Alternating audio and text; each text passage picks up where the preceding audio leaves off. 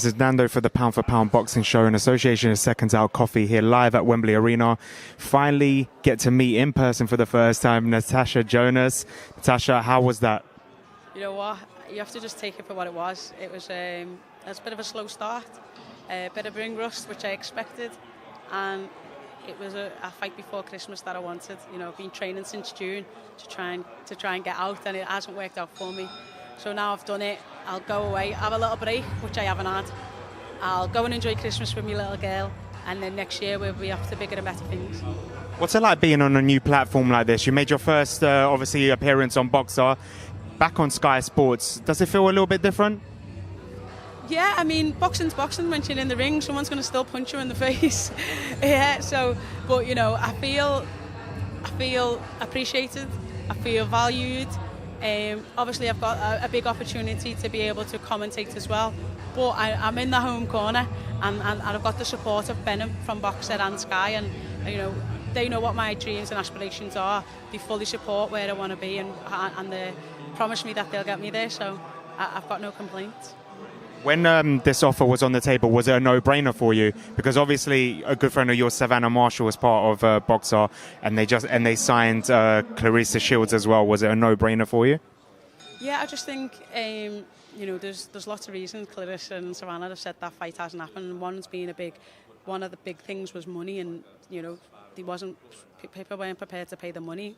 You know, so they moved to where it was, and you know, we get a little bit of stick for jumping ship and doing whatever, but that's only what a lad would do. You know, you go where's got the better opportunities for you. You know, this is a business, and you've got to go. You know, I make the best decisions for me, my family, and my career, and I don't have to really explain them to anyone, because no one would ask that question of anybody else except the females. Totally agree with that. Also, was you surprised at how tough your opponent was? She took some shots, and but was it important that you didn't get the stoppage, but you got the rounds under your belt? Yeah, I think it was. I didn't, you know, anticipate. You know, you don't ever want to do all the rounds. You get them out in the first round, brilliant. But she was very, very tough, and yeah, she did take that. It took me a while to get me distance a little bit thingy. She was catching me a little bit on the way out and stuff. So yeah, it was just, all in all, it was good to just be out there, like I say, and just do what I do. Every time I've interviewed you, you've always been honest with me. So the question is, I know you want to do Christmas, back out next year. What is the plan? What deep down, if you had the choice right now, who do you want? Where would you go? Would you stay in this division?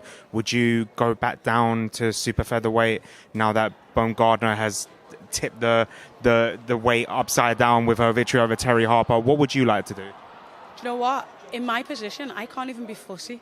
So whatever opportunity presents itself, you know, me, Joe, the team, we'll sit there and they'll plan something out over the Christmas period, and they'll come back to me with the plan, and all I've got to do is execute it. That's it.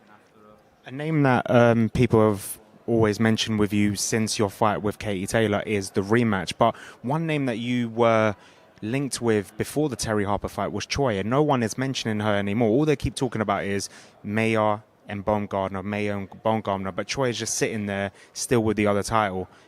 Have you thought about that? To be honest, I've just been trying to concentrate on what's ahead of me. I've done the thing before of looking ahead, and it didn't work out, so I just concentrate on what I've got to do now and keep my mind on my own game, because what happens with them has got nothing to do with me. 100%. And obviously last night we saw Callie Ray beat Jessica Kamara. A good friend of yours now, Chantel Cameron, is going to fight for the undisputed. I know you're going to back Chantel, but how's that fight going to go? You know, Reis will come and she will give it everything. That's one thing you can guarantee. I just think with Chantel's engine, pressure, and her experience of opponent.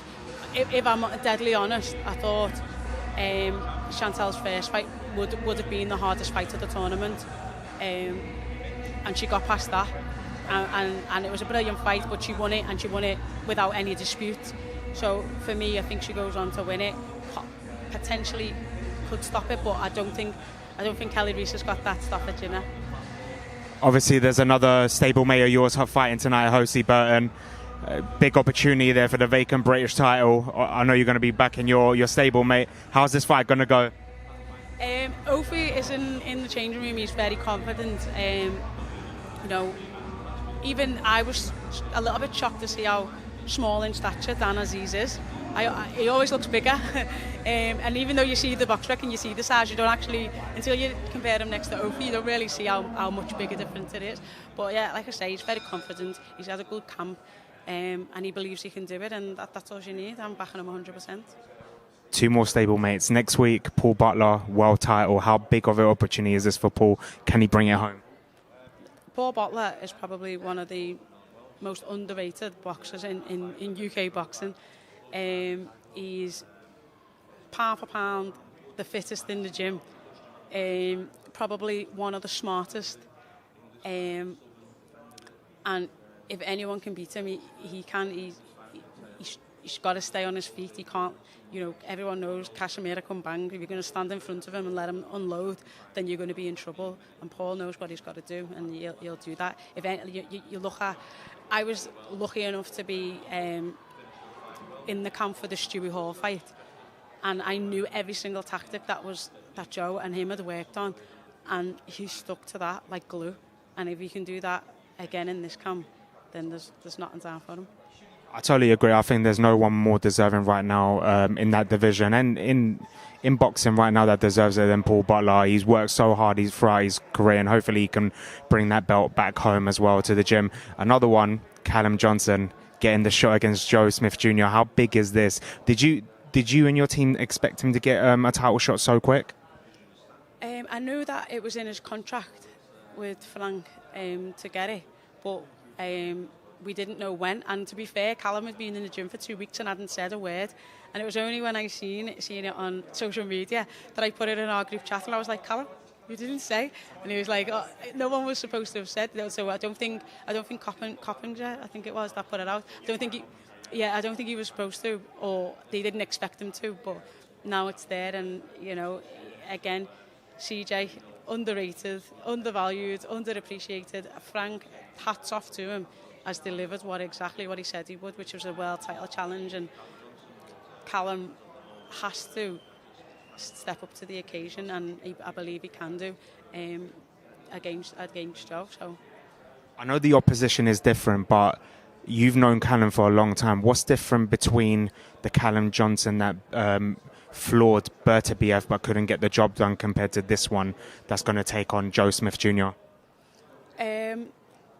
He's cuter, he's cleverer, he's smarter, and he's got a point to prove. At Bertabiev, he was going in there, everyone was like, if he does anything, he was going to be amazing, but he was against all odds. And when he knocked him down, everyone was like, wow, they saw how good Callum Johnson really is. And I think he didn't want to blow himself out. He didn't want to, put it on him in case he couldn't get that knockout. And ultimately, it ended up costing him. So now he knows he's got the rounds in him. He's done that. There's little things between fights and that have been ticked off, and he's done that. And he knows that this is his biggest ever opportunity, and he knows he can win, and he believes he can win. And like I said with Ofi, when you got that belief, it doesn't matter what people say, it doesn't matter what anyone says or does. When you believe you can do it, that's all that you need. One more person from your stable, a very talented young lady, Rihanna Dixon. How good is she, and how far can she go in the division?